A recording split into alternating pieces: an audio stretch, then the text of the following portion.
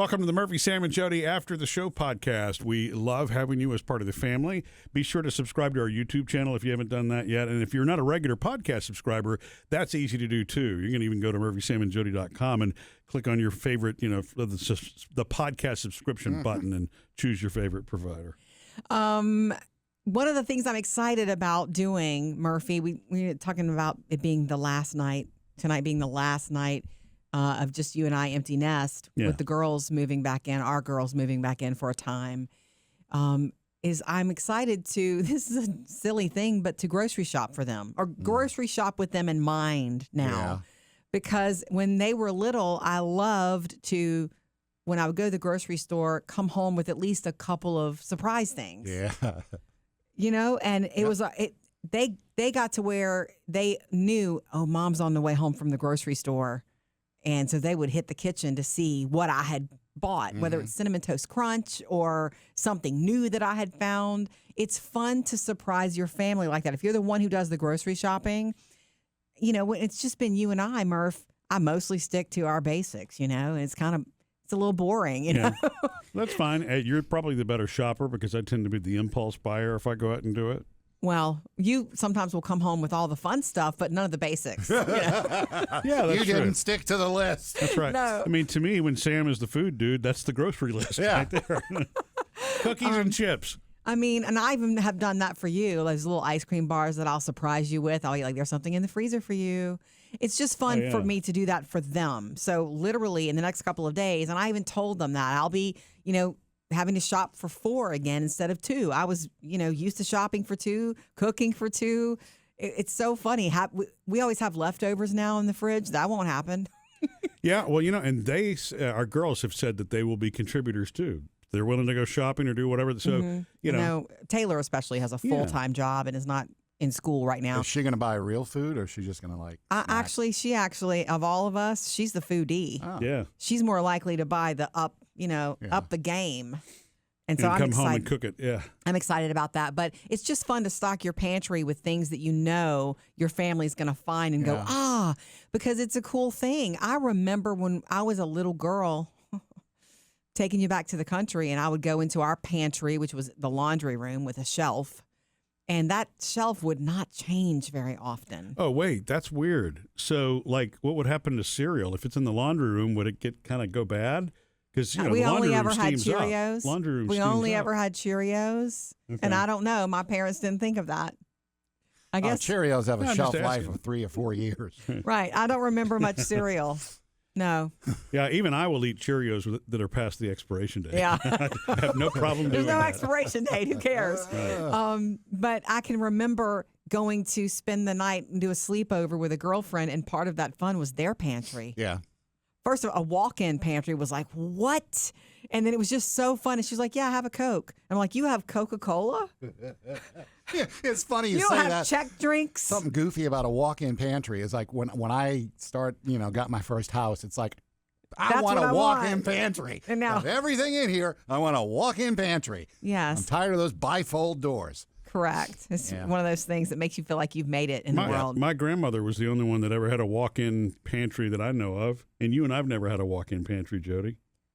It's been cabinets or we have a really shelves. good one now, though. It's a big cabinet and the drawers come out. It's a great pantry. Yeah, it is. It's just not walk-in. But it was my friend Jerry Ann. You know her.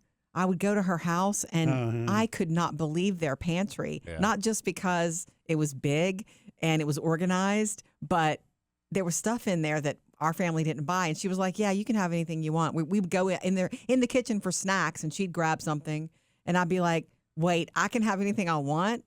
Yes. I'm like, okay, I'll take a Coke first. Because her family bought Coca-Cola in cans and my family didn't. We would have a Coke as a treat, at a restaurant. Drink? Water? Milk, water, tea. Oh, a lot of tea. You know what? Iced Honestly, tea. it's probably healthier. It's probably the healthier way to do it. It was healthiher, but it was for financial reasons, for sure. Well, I understand that too. Yeah, totally. Yeah. I mean, my parents certainly were not wealthy people either, but my mother. This is proof that you actually. What you grow up with is what you wind up being conditioned to think should be in your pantry or what you should eat. And so, for me, I've never really been a big milk drinker anyway. Chocolate milk was fine, but white milk I just have never had a taste for. So I never drank that. My parents would buy it, but 9 times out of 10, it was either going to be juices or my mother would always stock up on. There would be Kool-Aid. Nice. There would be Capri Sun. There would be, Cokes. We weren't at that point. We weren't a Diet Coke family. I'm a Diet Coke person now, but well, you had a lot of drinks. But that's what we drank with dinner. I mean, honestly, so if I would go to a friend's house and the only choices were milk or water, I just got water. Wow. But when you think about it, it's what you're used to. Because different families, a soda was a treat, not That's part of my family. what was the meal. Yeah. But, the same thing, like lunch was always a sandwich, chips, and candy. So there were always chips and candy in the house. So every meal always had some combination. So it was not unusual at all for us to have a pantry full of Little Debbie, which was cheap, by the way. It was part of the reason they buy it, Well, they had 3 kids to feed. Right. But, snacks I had to rewire myself because you're a snacker. It's not that we weren't told what was healthy and what was not healthy, but when all you have, when your go-to is grab a handful of chips or a handful of candy, that's the habit you really wind up creating later in life. And I had to rewire myself to think, okay, not every snack has to be chips, candy, or whatever. And it happened here the other day, at the office when there was a meal with a big tray of cookies. If it's sitting out there, I'm going to grab it. Yeah. And you had a few cookies then, yeah. But so I guess that wiring really, it sticks with you. Sure. It's the preferred snack, even if it's not the healthy one, So right? What was in your pantry, Sam, that you had that you thought was normal? And okay, Dad was the foodie, the one who cooked everything weird. Mom was in charge of the snacks. Mom always had at least a shelf of snacks, and it was 3 or 4 different kinds of chips. Right. Some of the, the crackers with the peanut butter or cheese that come, the inside Austin or Lance or whatever brand it is. Yeah. Those. There was always boxes of those. One with peanut butter, one with cheese, one with this. And goldfish, all kinds of cookies, everything. There was anything you wanted. And that's them loving you, going, here, I want the boys to have food. Yeah. That was my mom. When we would go on vacation, all that stuff went in a big bag in the car. Oh, you never got any variety, No, huh? it was the chippy bag. All the chippies in there. It's like we don't want any. And plus, you had to share the back seat. Me, my brother, and the big bag of chippies. Oh, well, you know what? Oh, that's a turnoff. That's why it's really cool. And your parents, they didn't think this way. It's not a slight, but that's why it's cool to road trip snacks should be something different. You should let them go pick them out, something completely different than what you have all the time. It makes the road trip more fun, especially if you're in the car for a really long time. Yeah. It's nice to have, something to look forward to that's different than the everyday. I've definitely cut down on the snacks in my pantry. And what you were saying earlier about shopping for the kids. I love it. I do miss that. Because it was always, yay, I get to go buy a bunch of stuff, and this is what we're going to do tonight, and this is what we're going to do tomorrow. And now it's just like, you just buy what you want to eat because it's just you. On a much smaller scale, the one that much smaller scale, the one that I miss with that is with our girls going on vacation with us. And if we'd stop at a convenience store, now it was never a surprise because they knew I was going to walk out with something. I always came out with something. It was never the same thing. But, candy or whatever it was, and that's fun. It is. Actually, when I think about my grandmother on my mother's side, I was only 8 when she passed away. She was the one who always came over with either a toy or a box of cookies. That was her thing. And that's her loving you, too. Her favorite box of cookies to gift was the Nabisco variety pack that had, I guess, pseudo Oreos in them. They weren't the real Oreos, but they were the chocolate wafers with the cream, and then the longer, I guess they call them Vienna fingers, the Lorna Doone and all that kind of stuff. That was her thing, but it was special, And so, that's actually a really happy memory. So Well, I think that's the joy. The thing about the girls moving back in, we've already, touched on it a little bit, that, they're young adults now, and it's a different sort of situation than when they were little. But that part of me, I am still their mother.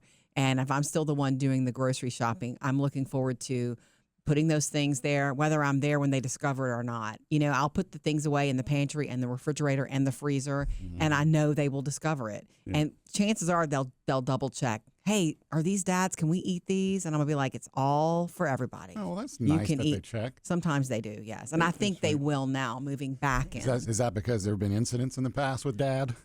There was one incident a long time ago when Taylor learned quickly that Murphy doesn't like to share his chips. But I think you were actually, in your defense, you were low blood sugar, you were starving, and you're like, my chips. And she was a little girl, and she was like, oh, okay.